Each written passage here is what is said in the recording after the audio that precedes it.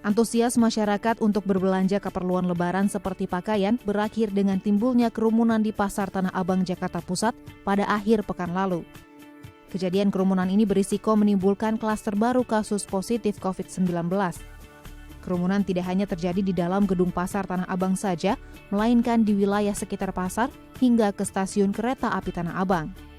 Melihat hal tersebut, juru bicara vaksinasi COVID-19 Kementerian Kesehatan, Dr. Siti Nadia Tarmizi mengatakan, imbas dari kerumunan masyarakat di Pasar Tanah Abang kemungkinan bukan hanya menimbulkan klaster pasar, tetapi juga klaster keluarga.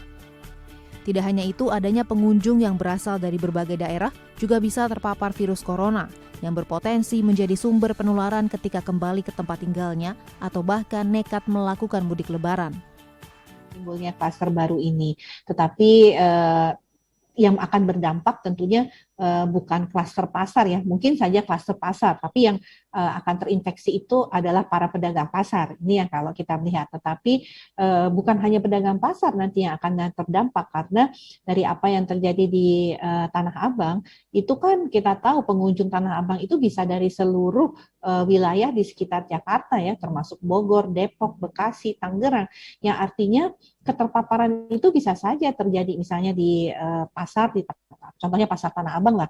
Tapi kemudian orang yang terpapar ini kalau dia terinfeksi, dia akan menjadi sumber penularan yang kemudian akan dia bawa kembali ke tempat tinggalnya, atau mungkin kalau dia saat pulang mudik ini juga akan terbawa ke sana. Nah, ini yang tentunya akan berpotensi bukan hanya klaster pasar yang akan muncul, tapi akan muncul klaster keluarga yang tentunya bisa dalam jumlah yang banyak, karena kita lihat ya betapa padatnya pengunjung yang ada di pasar tersebut.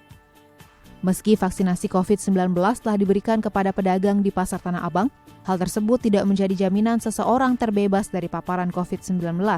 Karena meski sudah menerima vaksinasi, seseorang masih mungkin tertular dan menularkan virus kepada orang lain, walau kecil kemungkinan mengalami sakit dengan gejala berat. Ini juga mungkin salah satu faktor yang mempengaruhi ya.